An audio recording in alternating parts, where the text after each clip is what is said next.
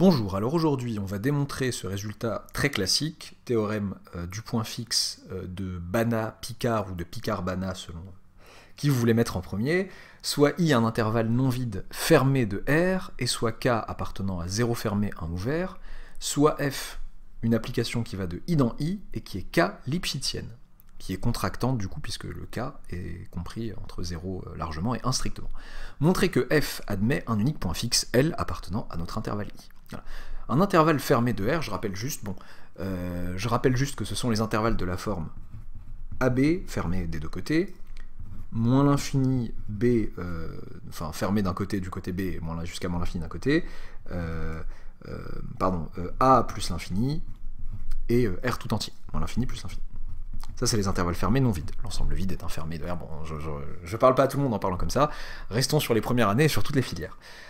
Gardez en tête que pour un intervalle fermé de R, toute suite de réels de cet intervalle qui converge forcément dans cet intervalle. Voilà. Dans cet intervalle. Voilà. J'avais lancé la vidéo avec le même exercice, mais en oubliant cette hypothèse très importante, et donc je vous dirai à quel endroit ça m'a posé des soucis. Alors, bon, je vais aussi, dans la foulée, donner une indication que les MPSI MP ont probablement, enfin connaissent probablement, mais que les autres n'ont pas nécessairement. Indication, le théorème de Bolzano-Weierstrass. De tout de suite, ici en l'occurrence on va rester sur les réels, de tout de suite réel borné, je peux extraire une sous-suite qui converge. Tout de suite réel borné admet une sous-suite convergente. Ça, vous pouvez l'admettre. Ok. Bon, on me demande de montrer qu'une telle application admet un unique point fixe dans cet intervalle I. Bah, je vais commencer par la partie simple, qui est... Bon, il y a deux volets. Il y a l'existence d'un tel point fixe et son unicité. Il faut montrer qu'il existe et qu'il est unique. Je vais commencer, comme je peux le faire dans certains cas en DS, quand la partie existence est bloquante, et que j'ai quand même envie d'avoir des points. Je vais commencer par dire unicité de L si existence. Et ensuite me charger de l'existence si je suis assez inspiré. Unicité de L si existence. Bon bah je vais me dire, prenons-en deux.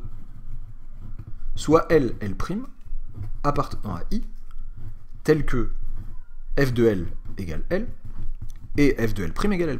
Autrement dit, deux points fixes de ma fonction f. Ok, je vais essayer de montrer que L est égal à L'. Alors, ce n'est pas un raisonnement par l'absurde. J'ai pas dit supposons qu'il existe L et L' différents, qui vérifie la chose. J'ai juste dit, j'en prends deux qui s'appellent L, L', peut-être que c'est le même. Je vais vous montrer que c'est le même.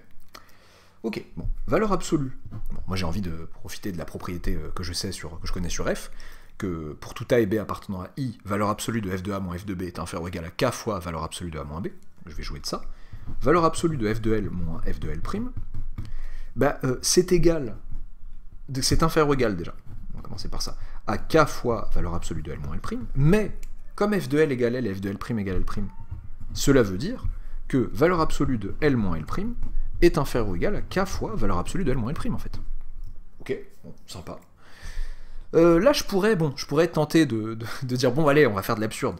On va supposer que L et L' sont différents, ce qui fait que cette chose est strictement positive, et je peux diviser des deux côtés par cette chose, et je me retrouve avec K supérieur ou égal à 1, ce qui est absurde parce que K était supposé strictement inférieur à 1, et je conclus. Ok, je peux faire ça. Mais je vais éviter l'absurde jusqu'au bout.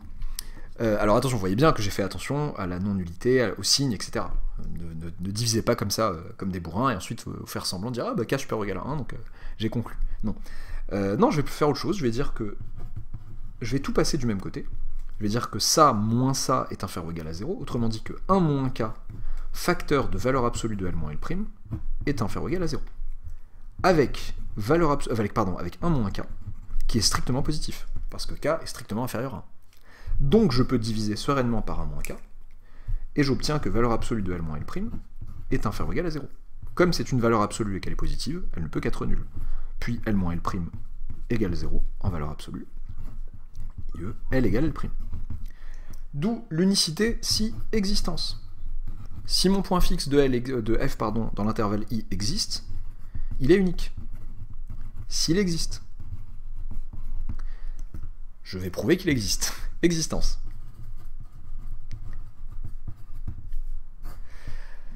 Ok, bon, comment profiter des indications qu'on nous a données, que j'aurais peut-être dû écrire. Bolzano-Weierstrass notamment, de tout de suite borné, de tout de suite réel borné, je peux extraire une sous-suite qui converge. Bon.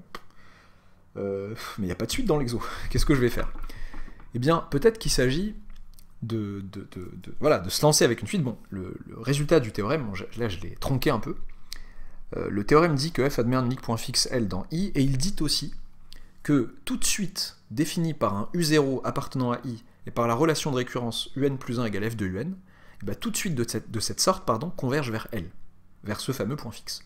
Moi je vous ai pas parlé de cette suite pour que vous ayez vous-même, pour qu'on ait nous-mêmes l'idée de balancer une telle suite. De dire, bon bah écoutez, soit U0, un élément de I, que j'appelle U0, voilà, je décide, I est non vide, je prends un élément de I, je l'appelle U0, et pour tout n appartenant à grand N, je vais décider que j'appelle UN plus 1, et bien F de UN. J'ai ainsi défini une suite par une relation de récurrence, par un premier terme, et cette relation de passage. Ok. Bon, déjà, pour commencer, je leur dis, écoutez les amis, par récurrence immédiate, déjà, cette suite est bien définie, parce qu'à chaque fois que je leur donne, je donne à F à chaque fois un élément qui reste dans F. Par récurrence immédiate, pour tout n appartenant à grand N, UN plus 1, UN appartient à I. Pour une raison simple, c'est que I est stable par F. L'intervalle I est stable par F, pour tout x appartenant à grand I, F de x appartient encore à grand I. Donc, comme ça, jusqu'à, au rang que vous voulez, à chaque fois, bon, U0 appartient à I, U1, ça sera encore F de quelqu'un dans I qui sera dans I, et ainsi de suite. Bon, c'est vraiment une récurrence immédiate. Je ne vais pas détailler à mort toutes les récurrences simples ici, parce que sinon j'en aurais pas fini. Voilà. Ok. Qu'est-ce que je peux faire? Bon, bah, UN appartient à I, mais moi, tout ce que je sais sur F, ce que j'aimerais faire sur F, c'est avoir valeur absolue de F de quelqu'un moins F de quelqu'un d'autre, pour pouvoir, voilà, jouer de mon caractère lipschittsien. Mais j'ai pas... Bon, si je fais valeur absolue de UN plus 1 moins UN, bon, ça fait valeur absolue de F de UN moins UN. Bon, je sais pas quoi dire. Par contre, si je regarde ce que fait valeur absolue de UN plus 2 moins UN plus 1. Pourquoi je fais ça? Bah, parce que valeur absolue de UN plus 2 moins UN plus 1, c'est valeur absolue de F de UN plus 1 moins F de UN. Là, il y a eu un écart intéressant. Enfin, là, je peux jouer du fait que F est K lipschittienne, et je peux dire que c'est inférieur ou égal à K fois valeur absolue de UN plus 1 moins UN. Ok. Mais avec ça, vous vous rendez compte de quoi? Ça et ça, je peux considérer que ça, c'est le terme général d'une certaine suite Vn qui est positif, du coup. Pour tout n, Vn égale valeur absolue de n plus 1 moins un, et je vous fais remarquer que pour tout n, Vn plus 1 est inférieur ou égal à k fois Vn. Ça serait Vn, ça serait Vn plus 1. Et bien, par récurrence, bon, elle est pas loin d'être immédiate non plus. Là, j'hésiterais à balancer ça sur une copie que celle-ci est immédiate. Mais si je suis à la fin d'un contrôle, ou je sais pas, ou à la partie 2, j'ai fait plein de trucs avant, et là il me manque un peu de temps, et j'ai pas forcément envie j'ai fait mes preuves, vraiment, j'ai vraiment fait mes preuves avant, et mon correcteur sait ce que je vois à peu près sur des trucs simples, et je veux aller un peu plus vite pour me consacrer aux trucs plus durs. Bon, là le temps de le faire aurait été plus court que tout ce blabla.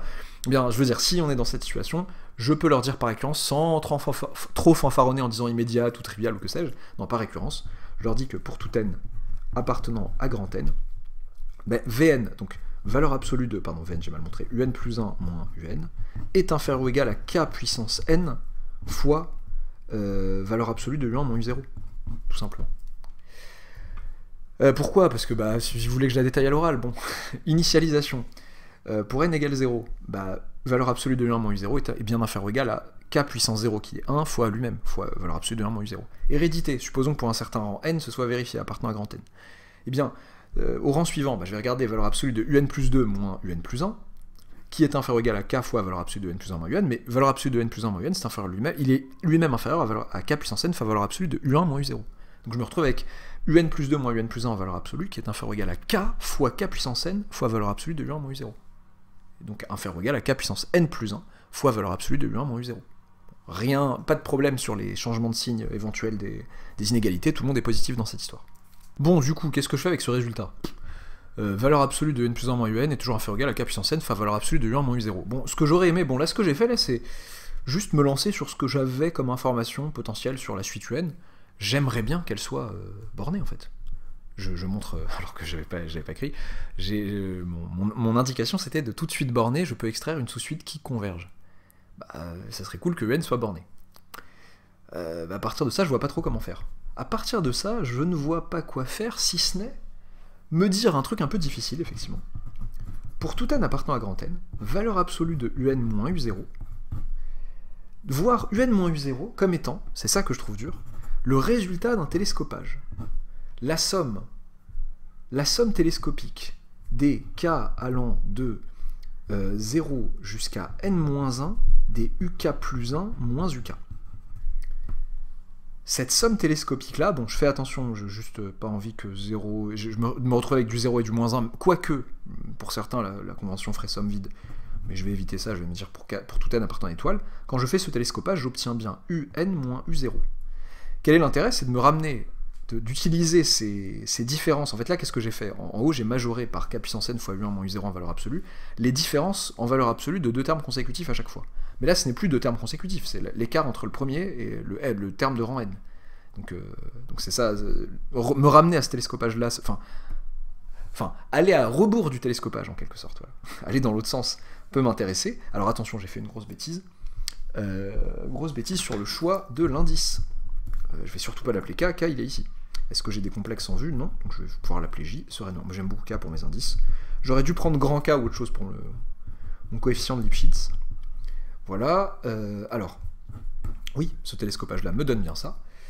Et pourquoi c'est intéressant? Parce que je peux dire, bah, c'est inférieur ou égal à la somme pour i allant de 0 à n-1 des valeurs absolues avec l'inégalité triangulaire, des valeurs absolues des ui plus 1 moins ui, et chacune étant inférieure ou égale, donc là je vais pouvoir dire que pour tout n appartenant à une étoile, chacune étant, je disais, inférieure ou égale à k puissance i, valeur absolue de u1 moins u0, j'obtiens que valeur absolue de un moins u0 est inférieure ou égale à... Alors, je sors le valeur absolue de u1 moins u0, constante multiplicative de ma somme pour i allant de 0 à n-1, k puissance i. Voilà, vous aviez k puissance i fois lui, ben lui je l'ai sorti, tout simplement. Ok, et ça reste valable. En réalité, j'ai dit pour tout n appartenant à une étoile pour m'éviter la discussion sur la somme vide, mais c'est aussi valable pour... non, c'est peut-être un peu tôt de le dire, bon, si je veux éviter la discussion sur la somme vide, je le dis après. Donc là j'ai une somme géométrique, pour tout n appartenant à grand n étoile, valeur absolue de un moins u0 est inférieure ou égale à valeur absolue de u1 moins u0 fois, donc, somme géométrique avec k différent de 1, très important. Donc pour pouvoir me balancer ma formule sereinement, premier terme qui est k puissance 0, donc ça fait 1, fois 1 moins la raison, le k du coup, puissance le nombre de termes, il y en a n, sur 1 moins la raison. Et là, je peux dire sereinement, valable pour n égale 0 aussi. Parce que pour n égale 0, ce truc-là vaut 0, et c'est inférieur ou égal à tout réel positif que vous voudrez. Donc, pour tout n appartenant à grand N, vous avez que valeur absolue de un moins u0 est inférieur ou égal, moi ce que j'aimerais, alors, vous pourriez vous dire, mais à quoi tu joues? Nous on voudrait que un soit borné, toi tu es en train de nous majorer non pas un en valeur absolue, mais un moins u0 en valeur absolue. Mais ça ne changera, ça ne pose pas de problème. C'est que si j'arrive à vous montrer que un est à une distance maximale de u0, bah, ça prouvera que un est borné. Donc là, ce que je suis en train de faire, c'est que j'arrive à ça, et je dis, bah, écoutez, cette quantité, donc lui est positif, 1 moins k puissance n sur 1 moins k aussi est positif. Eh bien, ça c'est inférieur ou égal à u1 moins u0 en valeur absolue, fois 1 sur 1 moins k. Je veux plus de n, je veux une quantité qui ne dépende pas de n. Donc, en rappelant que u1 moins u0 en valeur absolue sur 1 moins k, tout ça est positif. C'est ça qui m'a permis de dire ça. Ok. Eh bien, ça, si j'appelle ça grand M, c'est un réel positif qui s'appelle grand M. Eh bien, pour tout n appartenant à grand N, un moins u0 en valeur absolue est inférieur ou égal à ce grand M. D'où, j'ai beaucoup de donc et d'où, c'est pas grave, par suite j'aurais pu dire, d'où pour tout n appartenant à grand N, un est en fait compris entre... Donc la distance entre un et u0 pardon, est inférieure ou égale à ce grand M. Donc un est compris entre u0 plus grand M et u0 moins grand M. Un est donc bien borné.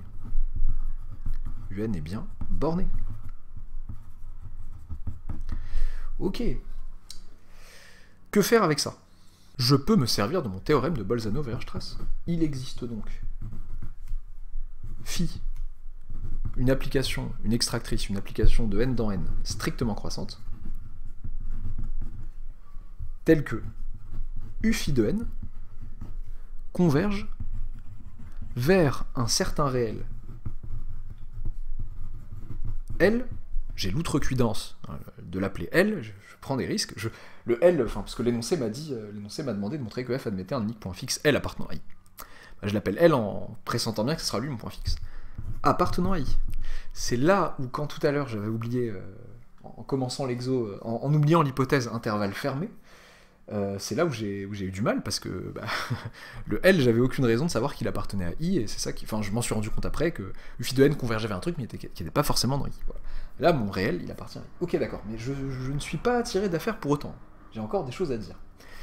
J'aurais pu... Certains auraient peut-être eu le réflexe de se dire, bon, f de u phi de n tend vers f de L. Oui, ça on peut le dire en réalité. On peut le dire, car f lipschitzienne donc continue. On peut le reprouver, ça, bon, c'est pas le but d'aujourd'hui, mais on peut prouver facilement que quand une fonction f est lipschitzienne sur un intervalle, eh bien elle est continue sur cet intervalle. Donc, comme elle est continue et que u phi de n tend vers L, eh bien f de u phi de n tend vers f de L. Ça, c'est un peu à la mode terminale, avec le point fixe et tout, enfin, le point fixe c'est sympa, un plus 1 égale f de un, après on trouve la limite de notre suite, avec une égalité. J'aurais bien aimé prouver que L égale f de L grâce à ça, mais sauf que f de u phi de n, c'est quoi en fait? C'est u phi de n plus 1. Donc u indice phi de n plus 1. Ce n'est pas phi de n plus 1 dans le truc. Donc c'est u de phi de n plus 1 qui n'a aucune raison, a priori en général, d'être égal à u phi de n plus 1. Ce monsieur, je peux dire de lui que quand n tend vers plus l'infini, il tend vers L. Celui-là, non. Il n'y a pas de raison a priori pour l'instant. Donc je peux pas, voilà, ça aurait été sympa de dire, ah bah je tends vers L d'une part, je tends vers f de L d'autre part, unicité de la limite, L égale f de L. Non, je peux pas m'en servir. Eh bien, que faire? Bah, moi je veux montrer que f de L tend vers L. Ça revient à dire, bon, là je prépare un truc, parce que je pense à quelque chose en avance, c'est peut-être un peu tôt, ça revient à regarder f de L moins L, et prouver que f de L moins L est égal à 0. Je vais regarder la valeur absolue de f de L moins L, et je vais essayer de mettre des intercalaires. Des termes que je vais additionner, soustraire, pour que ça fasse quelque chose de sympathique. Ça fait valeur absolue de f de L moins quoi? Qu'est-ce que je choisis comme intercalaire? Bah, je vais mettre f de u phi de n déjà. Parce que je sais que f de u phi de n tend vers f de L, déjà. Ok. Bon, parce que je le pressens, je le sais, voilà. Ok, parce que j'en ai parlé d'ailleurs. Plus, donc là j'ai pas le choix, plus f de u phi de n. Ok, bon, est-ce que je dis moins L? Bon, f de u phi de n moins L, c'est pas très joli, je vois pas le lien immédiat. Par contre, je vois le lien immédiat entre f de u phi de n et u phi de n. Bah oui, ça c'est u phi de n, u indice, phi de n, fermez la parenthèse du phi de n, plus 1. Plus u phi de n, moins L. Ouf. Ok. C'est inférieur ou égal avec l'inégalité triangulaire à valeur absolue de f de L, moins f de u phi de n, plus valeur absolue de f de u phi de n, moins u phi de n, plus valeur absolue de u phi de n, moins L. Inégalité triangulaire, donc j'ai une somme de 3 termes ici, lui plus lui en valeur absolue, c'est inférieur ou égal à la somme des valeurs absolues. Ok, c'est assez moche comme trace. J'ai pas une gomme, je pensais avoir une gomme, tant pis. Hop là. Bon, ça arrange pas beaucoup les choses.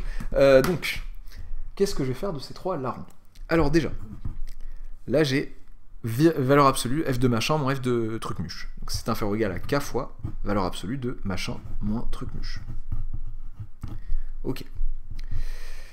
Là j'ai du un plus u, pardon, phi de n plus 1 moins u phi de n. Ok. Et là j'ai ce même truc là. Bon, ok, on verra. C'est aussi valeur absolue de L moins u phi de n d'ailleurs, soit dit en passant. Ok. Je me retrouve donc. Alors, ça me fait penser à quelque chose. Ça, en tout début d'exercice, j'avais établi que pour tout n appartenant à grand N, un plus 1 moins un en valeur absolue est inférieur ou égal à k puissance n fois valeur absolue de u1 moins u0. Bon, là, je me retrouve avec, donc déjà, là j'ai k plus 1, je vais les mettre ensemble, k plus 1 à valeur absolue de L moins u phi de n, et ici je me retrouve avec un truc qui est inférieur ou égal à k puissance, non pas n, mais phi de n, valeur absolue de u1 moins u0. C'est lui qui est inférieur à lui, inférieur ou égal à lui. Ok, bon. Alors qu'est-ce que c'est? Qu'est-ce que j'ai majoré par ça? F de L moins L en valeur absolue. Mais F de L moins L en valeur absolue est positif aussi. Ok. J'ai oublié de mettre un petit quantificateur pour tout n appartenant à grand N. Ok. Puisque là, il y a des n qui apparaissent. Ok. Ok. Qu'est-ce que je peux dire de ces messieurs? Or, u phi de n tend vers L quand n tend vers plus l'infini, donc valeur absolue de L moins u phi de n, ça tend vers 0 quand n tend vers plus l'infini, multiplié par k plus 1, ça n'y changera rien. Alors, soit dit en passant, j'aurais pu, bon, j'ai préféré la transformation, c'était plus simple, mais comme j'ai argumenté tout à l'heure, j'aurais pu utiliser le fait que Lipschitzienne implique continu pour dire que ça tend vers 0 quand n tend vers plus l'infini. Mais bon, ça aurait imposé de faire admettre ça, ou alors de le redémontrer. Bon, c'est plus efficace d'utiliser directement le caractère lipschitzien comme ça. Ok, et ben lui là. Et K, il appartient à 0 fermé, 1 ouvert.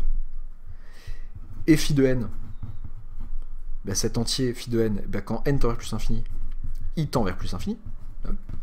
Phi est une extractrice. Donc, K puissance phi de n tend vers 0 quand n tend vers plus l'infini, et multiplié par valeur absolue de 1 moins u0, ben ça n'y changera rien non plus. Tend vers 0, pardon. Ok, donc, nous savons, du coup, que pour tout n appartenant, j'exagère un petit peu là le détail, pour tout n appartenant à grand n, 0 inférieur ou égal à la valeur absolue de f de L moins L. J'exagère ce détail pour pas que vous fassiez avoir dans d'autres situations qui vous semblent similaires, mais qui ne le sont pas. K plus 1, valeur absolue de L moins U phi de n, plus K puissance phi de n, U1 moins U0 en valeur absolue. Et on a dit, donc ça c'est ce qu'on avait démontré, et on a dit que ce truc tendait vers 0 quand n tend vers plus l'infini, et bien par passage à la limite, je sais que ces trois membres ont une limite, pardon. Ces deux sont constants, donc quand n tend vers plus l'infini, il n'y a pas de problème. Enfin, leur limite est eux-mêmes.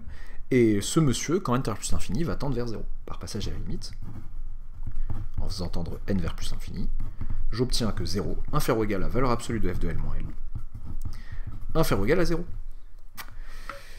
Et donc f de L égale L. Cette quantité est nulle, et donc f de L égale L. F admet bien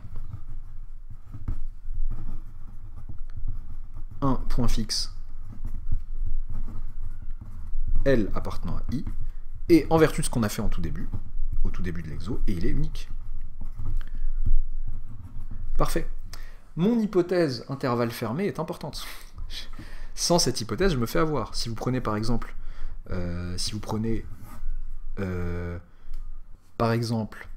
I égale, alors je pense à f qui à x associe, je sais pas, par exemple, 1 demi de x plus 1 demi, et vous prenez comme intervalle I, on va dire, pour pas qu'il soit fermé, on va le fermer en 0, on s'en fiche, et on va prendre 0, 2 ouvert. I égale 0 fermé, 2 ouvert, c'est pas un intervalle fermé de R. Est-ce que, bon, déjà, I est bien stable par F, oui, bon, F est croissante, ouais, tout va bien. F de 2, ça nous fait, c'est pour ça que j'ai choisi F de 2, F de 2, ça nous fait, ouais, 1 demi de x, pardon, plus 1, je voulais dire. Je voulais plutôt dire plus 1, bon, ça simplifie un peu la vie. F de 2, ça nous fait 2, ouais. Et en fait, ce 2 là est l'unique point fixe de F sur R. Donc, malheureusement, bon, F est bien qu'à Lipschitzienne, hein. F est 1 demi Lipschitzienne. Vous pouvez le revérifier, bon bah. Parce que d'ailleurs, c'est même une égalité, hein, f de x moins f de y en valeur absolue va être égal exactement à 1 demi-facteur de valeur absolue de x moins y. D'aucuns auraient pu parler de la dérivée, qui est égale à 1,5, donc qui est majorée par 1,5. F est 1 demi Lipschitzienne sur i, et pourtant f n'a aucun point fixe sur i. Parce que son seul point fixe sur R, comme je vous l'ai dit, c'est 2. Enfin, si vous résolvez l'équation 1 demi de x plus 1 égale x sur R, et ben vous trouvez avec 1 demi de x égale 1, et enfin x égale 2. Mais malheureusement, pas de point fixe sur cet intervalle qui a le malheur de ne pas être fermé. L'hypothèse fermée est importante ici. J'espère que ça vous aura plu, n'oubliez pas de vous abonner si ce n'est pas encore fait, et à bientôt pour une nouvelle vidéo.